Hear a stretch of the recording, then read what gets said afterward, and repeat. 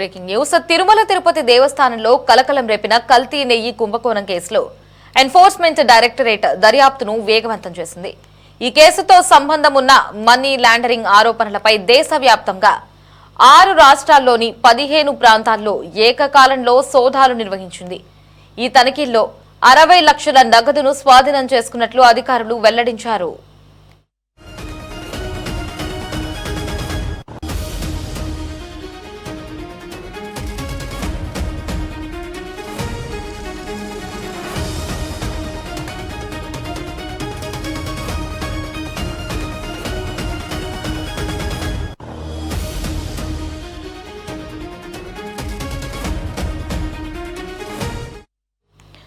Maharashtra, Rajasthan, Uttarakhand, Tamil Nadu, Andhra Pradesh, ఢిల్లీలలో ED బృందాలు సోదాలు జరిపాయి.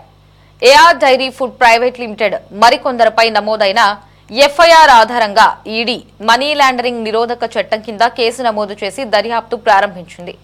నిందితులు కొందరు టీటీడీ అధికారులతో కుమ్మక్కై తిరుమల శ్రీవారి లడ్డూ ప్రసాదం తయారీకి నాణ్యత లేని కల్తీ నెయ్యిని సరఫరా చేశారని ఆరోపణలు ఉన్నాయి.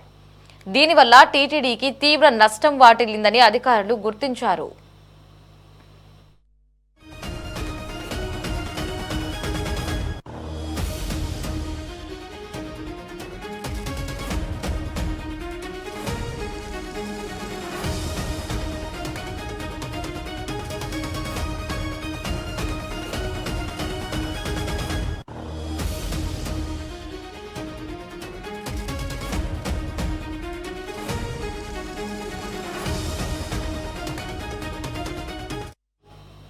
గతంలో ఈ కేసుపై సీబీఐ నేతృత్వంలోని ప్రత్యేక దర్యాప్తు బృందం విచారణ జరిపింది.